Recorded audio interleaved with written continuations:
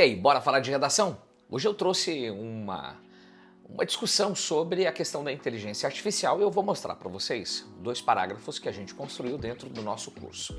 Nós queremos analisar aqui o modo como as inteligências elas interferem na mente humana. Isso aqui caiu na prova da UFPR em 2024. Então, um texto moderníssimo, um tema e um assunto extremamente relevante, né? Tema que até esse momento ainda não apareceu em provas como a do Enem. Mas a gente vislumbra, lógico, né? Uma discussão como essa em breve, porque não tem jeito. É algo que tem a ver com tecnologia e você pode ter certeza que a tecnologia ela afeta, influencia a vida das pessoas. E a gente vai tentar entender como que isso funciona na prática, tá bom? Então a gente começa aqui da seguinte maneira. O filósofo inglês Alan Turing propôs o teste de Turing, criado para avaliar a semelhança entre o comportamento humano e o de uma máquina, destacando o desenvolvimento de uma inteligência artificial superinteligente, como divisor ético para a sociedade. Imaginar máquinas capazes de superar a cognição humana, entretanto, transcende questões tecnológicas, ampliando o debate para a moralidade e a essência do ser humano. Nesse contexto, o imaginário tecnológico inspira inovações com promessas de progresso, mas também projeta cenários distópicos que desafiam o equilíbrio entre criador e criatura, redesenhando os alicerces sociais.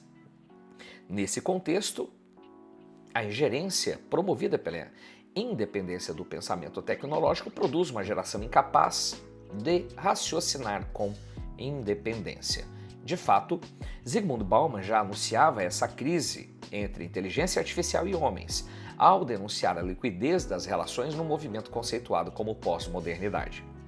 Sobretudo porque, em sua análise, dentro da era tecnológica, nada foi feito para durar.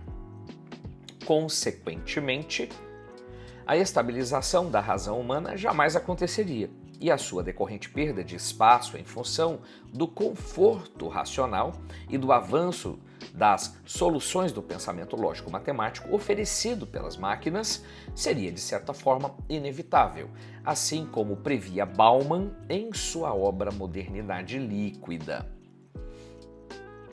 Beleza, então vamos ver aqui na prática o que nós temos, né? Aqui a gente começa com o Alan Turing. O Alan Turing ele representa mais ou menos a ideia de quem? Quem fala o quê? Então quem, Alan Turing, fala o quê? O teste de Turing. E aí a gente explica o teste de Turing na prática, né? Que ele avalia a semelhança entre o comportamento humano e o de uma máquina, destacando o desenvolvimento de uma inteligência artificial super inteligente, como divisor ético para a sociedade. Legal. O que nós vamos fazer agora é uma transição gramatical, né? Para podermos chegar ao nosso ponto de vista. Então eu vou fazer antes de mostrar o projeto de texto, um contexto, que é trazendo isso para a realidade.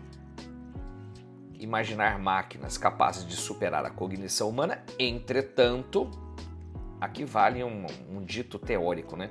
Você viu que eu coloquei aqui, ó, o conectivo, que vinha aqui, viria aqui, né? O entretanto, eu trouxe ele para o meio do período.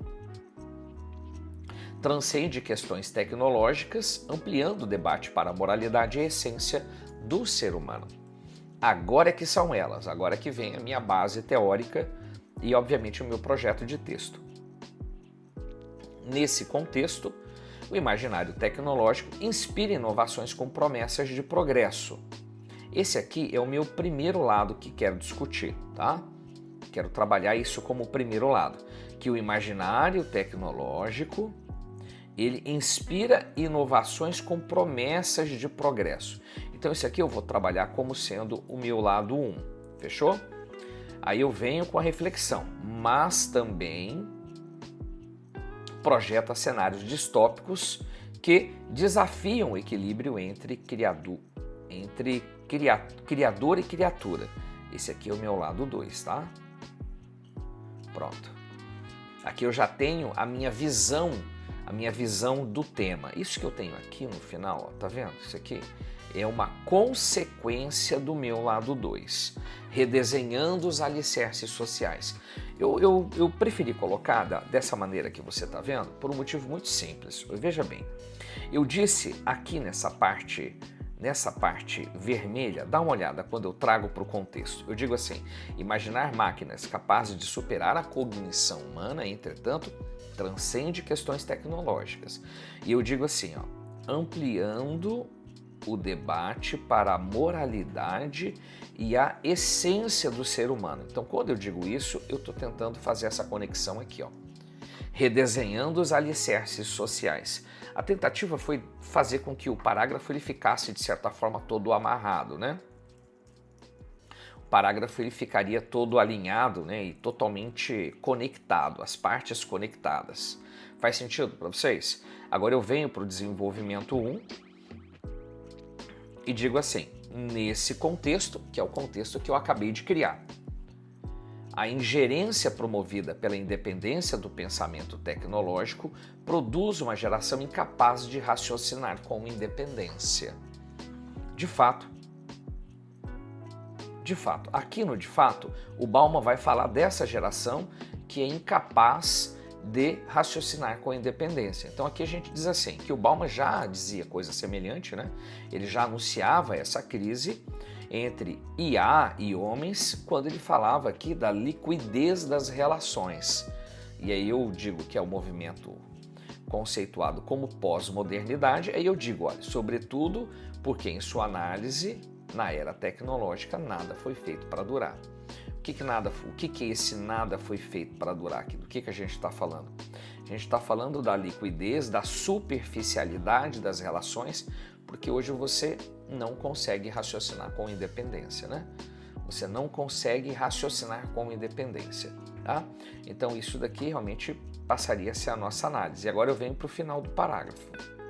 Vamos observar isso aqui? Digo, olha, consequentemente, a estabilização humana jamais aconteceria e sua decorrente perda de espaço em função do conforto racional, que é essa perda da capacidade de raciocinar com independência, né?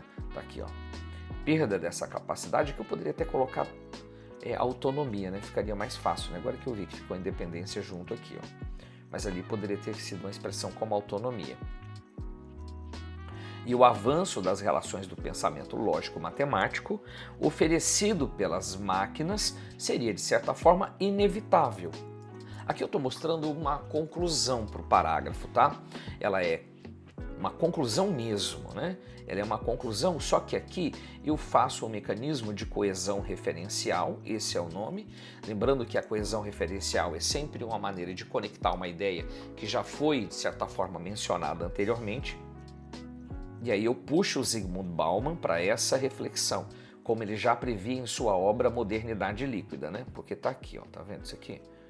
Então eu deixei ali a palavra liquidez meio que apresentada para a gente poder fazer uma relação dentro do parágrafo. Conseguiram enxergar? Essa conexão ela é importante para a gente poder fazer, obviamente, a coesão referencial, ela existe. E de certa forma o parágrafo ele ficaria todo amarrado. O parágrafo ele fica todo coeso, né? A expressão teórica, a expressão técnica mais profunda, mais objetiva de certa forma seria essa, né? Então a gente tem aqui um desenvolvimento 1. Esse desenvolvimento ele poderia ser feito para uma redação de vestibular, tranquilamente, tá? Também daria para fazer vamos dizer assim, uma apresentação para um Enem, não teria problema nenhum por conta da estrutura que a gente montou. Você pode ver que a estrutura ela é feita em 3 partes, tá? Aqui tá a primeira, ok? A segunda vem aqui, né? E a terceira até o final. Consegue enxergar? Então, o mecanismo de pontuação que a gente faz em 3 partes. Tópico frasal, aqui o argumento principal e finalmente aqui o desfecho. Naturalmente é essa técnica que a gente utilizou para poder fazer o trabalho com o que vocês estão vendo. Beleza? Olha, vamos ficar por aqui, a gente terminou. Eu tinha essa demonstração para fazer para vocês. A gente volta em seguida para muito mais aulas, mais interpretações para você, ok? Tchau!